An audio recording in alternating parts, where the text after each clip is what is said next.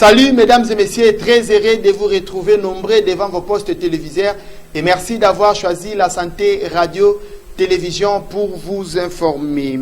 Commençons cette session d'information, mesdames et messieurs, dans son adresse à la nation le mercredi dernier.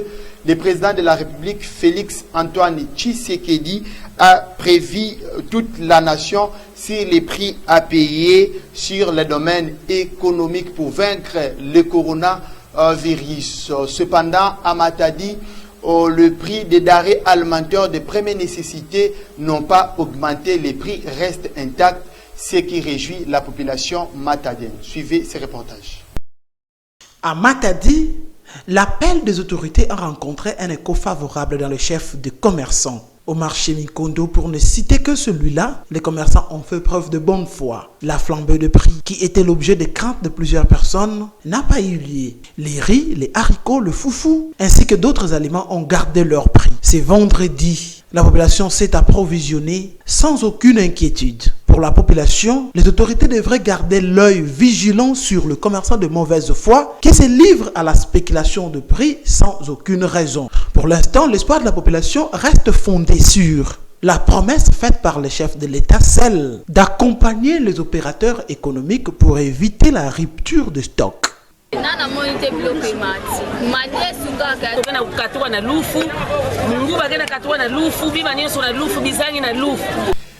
Poursuivons ce journal, mesdames et messieurs.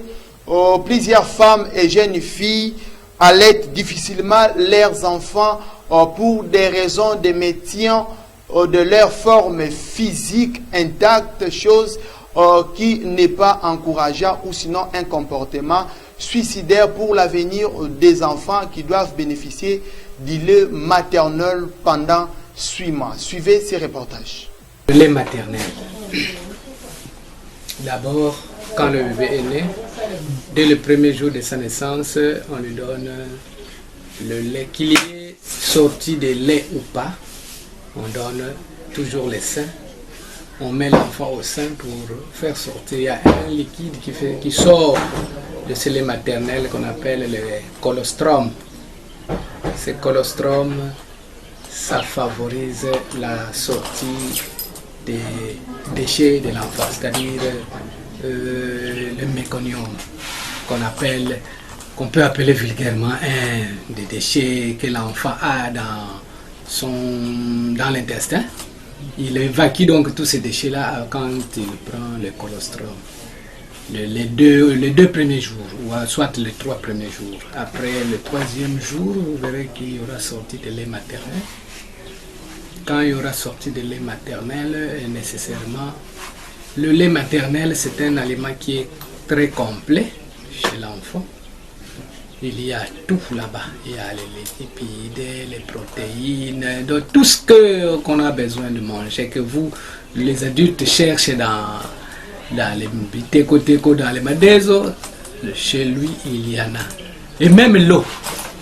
D'ailleurs, ce qui est autorisé, c'est que l'enfant peut prendre le lait maternel jusqu'au 3e ou 4e mois sans même prendre de l'eau. Et l'enfant sera toujours très fort et il va résister. Jusqu'à ce que l'enfant peut prendre son lait maternel jusqu'à plus ou moins une année et demie, voire une année 6 mois, tout dépendra de l'évolution de l'enfant. Alors, et puis, encore, le lait maternel n'a jamais été de mauvaise qualité. Comme ce que les gens disent, oh non, le lait maternel devient mauvais, il faut l'enlever au lait maternel, puisque j'ai été chez Kingandi, il m'a dit ceci, pour que l'enfant ne puisse pas plus prendre le lait maternel. Non, quand vous le coupez le lait maternel, nécessairement il y a chute de poids de l'enfant. Quand il y a chute de poids de l'enfant, il va suivre quoi? La malnutrition. La malnutrition viendra. Et quand il y a malnutrition, l'enfant n'a plus assez d'éléments nutritifs. Vous verrez que l'enfant va souffrir de ce qu'on appelle, il peut souffrir de toutes sortes de malnutrition, de kwashiorkor ou quoi encore. Parce que vous verrez que l'enfant d'ailleurs il va perdre sa beauté, qui n'est plus beau, il n'a plus assez de graisse, et puis il va tomber dans un tableau de la malnutrition. Alors quand il y a toutes sortes d'infections qui peuvent arriver, toutes sortes de maladies qui viendront, l'enfant sera atteint de cette maladie. Et nécessairement si l'enfant n'est pas bien nourri au lait maternel. Grâce à son relief, la ville de Matadi est à l'abri des érosions, à l'exception du quartier d'Alias où une tête émerge petit à petit. Suivez ces reportages. Que faire pour échapper aux conséquences de cette tête d'érosion? C'est la question que se posent les habitants des maisons situées proches de ces trous. Matadi, quoique à l'abri de ces genres de problèmes de manière générale, compte quelques rares coins vulnérables. C'est le cas de ces désagréments érasifs qui est un motif d'inquiétude pour la population. Cette dernière se dit dépourvue de moyens nécessaires pour arrêter la progression de cette érosion et protéger leurs maisons. L'autorité devrait leur venir en aide quant à ces.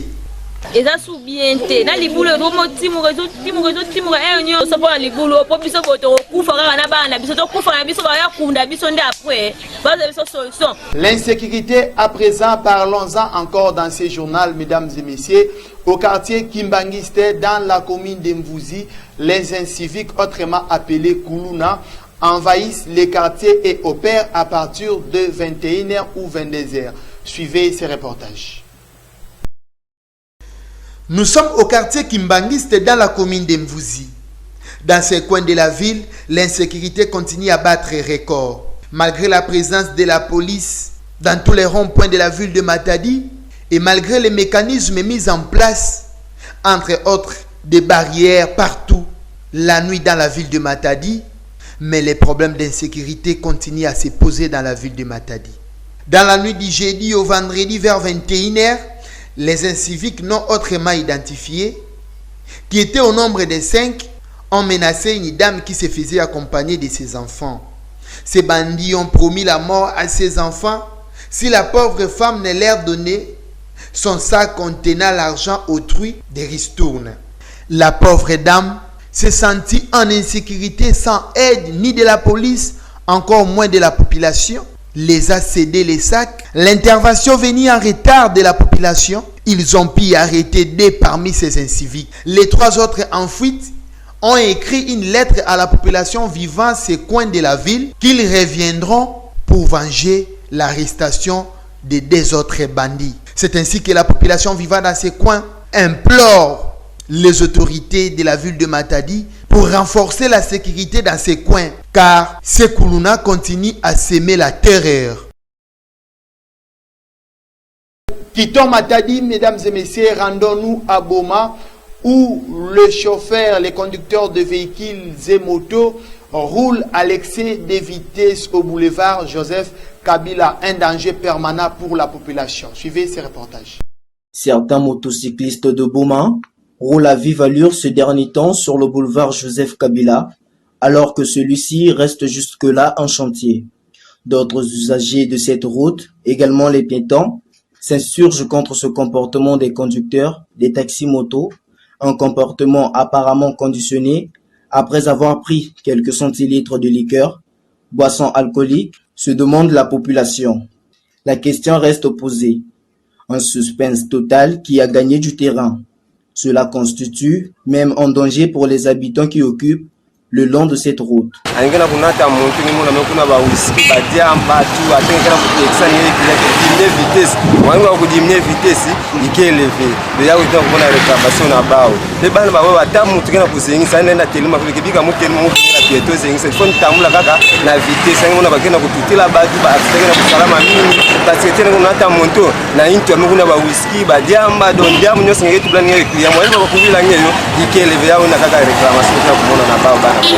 L'État a une solution. L'État a une solution pour la nuit. Il y a des gens qui sont en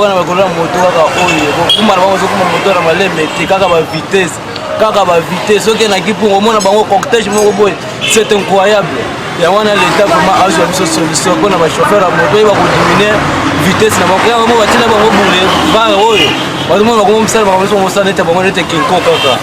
puis c'est ndeko nang tolo ba awa kaka ba diama na bango na ba shimbo na bango na ba wuti au comment ça bango ndema. Fin de cette page locale, mesdames et messieurs, place à présent aux informations au-delà de nos frontières, et c'est juste l'essentiel qui nous concerne, c'est grâce à ces condensés de Solvay Mbako.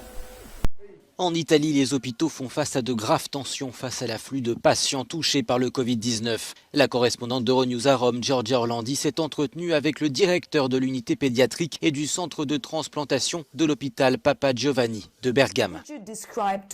Pourriez-vous nous décrire la situation à laquelle vous faites face, en particulier au sein des unités de soins intensifs? À l'heure actuelle, nous faisons face à une saturation des lits. Nous sommes donc vraiment en difficulté. Nous devons envoyer des patients dans d'autres hôpitaux, mais toutes les unités de soins intensifs de la région sont pleines. Donc c'est un gros problème. Toutes les places sont occupées. 20 places sont occupées par des patients qui souffrent d'autres pathologies et 80 sont occupées par des patients souffrant du Covid-19. Donc nous n'avons plus de lits. Donc qu'est-ce que vous allez faire? Nous allons intuber les patients quelque part à l'hôpital, aux urgences, je suppose. Ensuite, nous devrons les emmener dans d'autres hôpitaux, mais loin, car les plus proches se trouvent dans la même situation.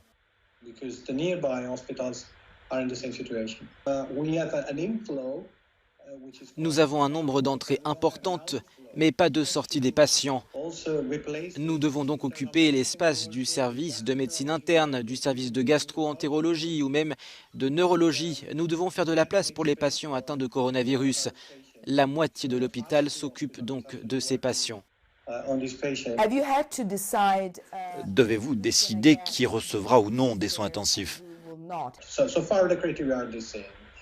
Jusqu'à présent, les critères sont les mêmes. Les patients les plus âgés atteints d'autres pathologies ne sont pas intubés, par exemple. Mais si le nombre de patients augmente, nous devrons décider parce que, comme je le disais, nous avons actuellement 400 patients et les soins intensifs sont remplis. Nous serons donc amenés à ne pas réanimer des patients que nous aurions pu sauver il y a 6 mois. La situation est dramatique. L'ambiance est vraiment morose. Aucun proche ne peut rester avec les patients pendant leur admission et certains sont malheureusement décédés sans personne avec eux. Il est également interdit d'avoir des funérailles. Même la dernière prière ne peut être réalisée correctement.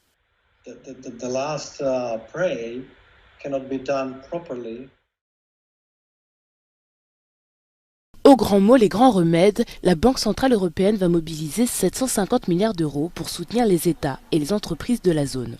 L'institution lance son programme d'achat d'urgence pandémique, ou PEPP, pour contrer les effets dévastateurs de la crise du coronavirus sur l'économie et les marchés européens. Mercredi soir, à Francfort, la présidente de la BCE, Christine Lagarde, a annoncé la décision du Conseil des gouverneurs. L'institution rachète pour 750 milliards d'actifs, une somme supérieure aux 500 milliards de dollars proposés par la Banque centrale américaine.